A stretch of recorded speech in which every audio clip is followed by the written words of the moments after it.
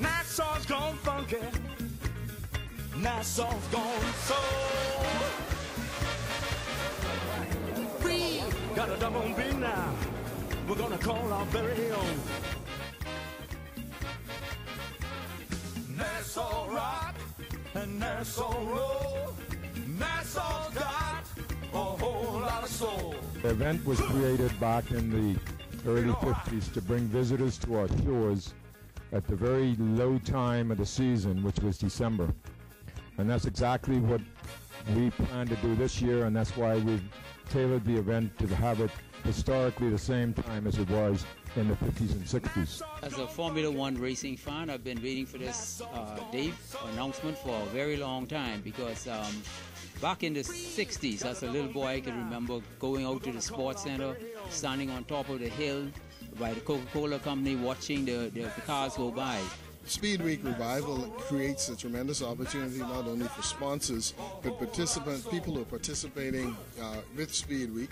There are a number of VIP lounges, the Gala Ball, and other potential sponsorship opportunities, and we'd like to get everyone, as many people as involved as possible throughout the length and breadth of the community, from various aspects, from arts and craft to music, entertainment, and we'd like to bring them out and take part and to showcase pretty much our culture at Speed Week Revival here in the Bahamas. I'm really excited today to hear all this good news, and finally we have the Speed Week fully organized and ready to go. The Bahamas Hot Rod Association is a partner for Speed Week. We're very thrilled to be one of the recipients of the gala night, and also for the fact that we know that our children are going to be just so excited about even being a part of this, and even in a small way. I want to congratulate the planners of this event. I think that they have done an awesome job of touching all the bases and touching them early. I know my colleague minister would testify to the fact that many people who plan major events in this country don't do so long enough in advance to make a real impact.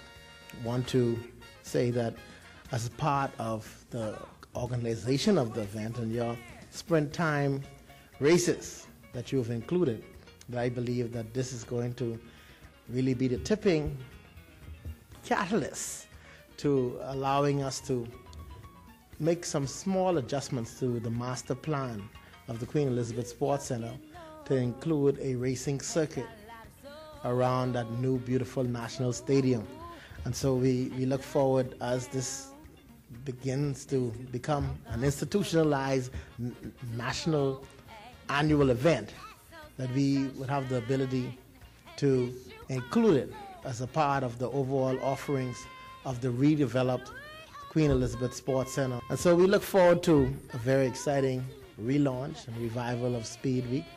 And I again pledge my ministry's full and complete support to the success of this event. Thank you very much. I photographed the very first Speed Week at Windsor Field in 1954.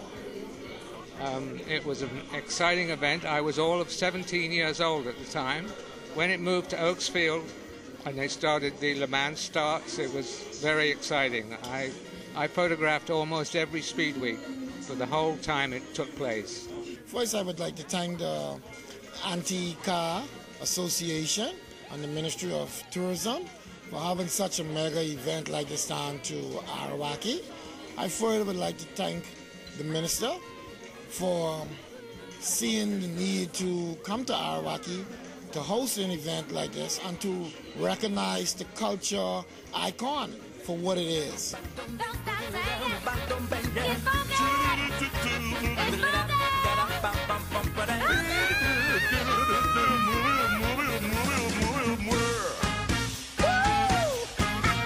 The very first time I ever got put in detention, and the only time I got put in detention at Government High School, was because I refused to go back to class and was watching the people who were qualifying for the event down, because one of the bends for that event, and the short turn, was right near the fence of Government High School. And so there is an ESPN video, in fact, where there are a couple of little boys running up and down in the middle of this thing where they shouldn't be. One of them was me, in terms of being into it. So it has been really since that time. And people who like motor racing will also know that motor racing has one of the more upscale and largest audiences on the planet. So when our team, certainly in sports tourism, head by Tyrone Sawyer here, when we started examining this whole event, there was no question that it had the right kind of audience that we want to talk to, it had the right kind of history, and people with a great deal of nostalgia would remember what Nassau Bahamas Speed Weeks was all about, and so it was an immediate embrace for us. There is a little statistic I'd like to remind people about when we start talking about motor racing, and of course this applies to the pinnacle of motor racing, which is Formula One. It is the most watched event in the world every single year on television, bar none.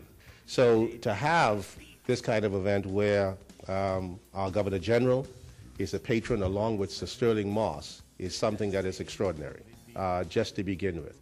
And so you know when you see that happening, I want you to think back about how many events of this kind you have ever seen the Governor General get involved in. And you begin to see an understanding of it. And of course, the patrons we have here, certainly led within our industry by Atlantis being primary among them, and also a number of the charities that are associated with it. It has all of the touch points that we look for in something that's going to be enormously successful. This is as good an example, we think, of the development of sports tourism as any.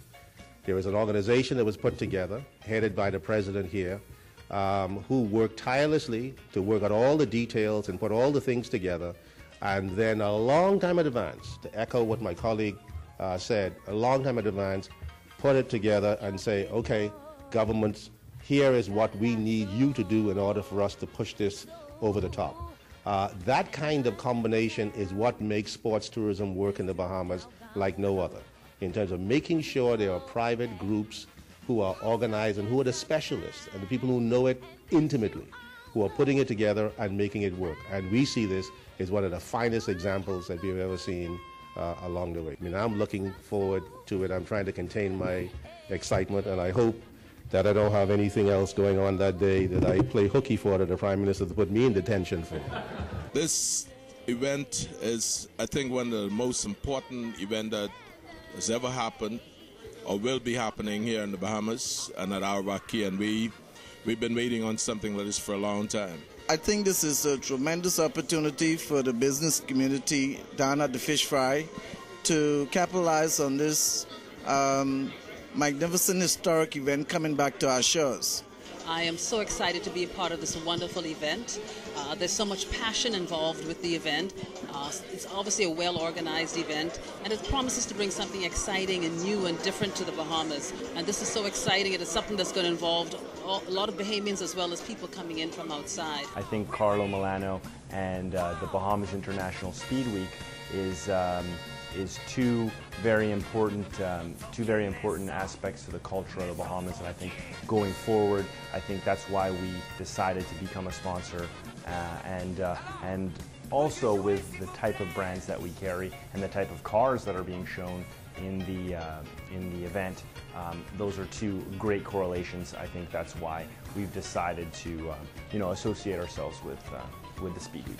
What's going to happen is we're going to create a very VIP atmosphere for the drivers really to relax and to get to know Carlo Milano a little bit better, but not only that, but to get to know some of the key aspects that link the Bahamas and Speed Week, and it's just really a place for them to relax and to enjoy themselves while they're down here. And I think any way that we can help to make the experience more of an authentic Bahamian experience is very important. Yeah, this is a great development for sports tourism to our country, and we look forward to this event becoming an iconic event on the Bahamas sports tourism calendar. The beauty of this event is it touches a very high-income group of persons, and what we'd like to see is a spin-off in the tourism expenditure where these persons are going to various family islands and possibly investing. So far we have got some in the region of 20 cars have so far been booked. These are basically Europeans and UK cars coming out here. One of those cars, very famous car, owned by a gentleman called Rob Walker. He used to be Sir Stirling Moss's major entrant back in the day. That car was here in 1962, and Sir Stirling won, I think it was the Nassau Trophy, in that car at that time. That car now has a value well in excess of $10 million. I think basically what we're looking for is, getting more reacquainted with the old GTs, from 1954 to 1966, and seeing what the older cars can do, how they used to perform in the old days. Especially the engine sounds and the different kinds of blends of sounds. You want to look for that kind of, how it was when older engines used to run, For the Bahamian public at large, this is an event that is actually going to bring us to the next level in terms of motorsports and sports in general. Historically speaking, people don't know this, but when the Oaks family donated land in Oaksfield, the very first event was motorsports, Bahamas Speed Week. And here we are, 40 years later, launching it today at the historical Sheraton British Colonial, which is now the Hilton. This is where it started. And so we are very, very pleased to be here to launch Speed Week and its revival. See you November 30th, December 4th. Speed Week is back.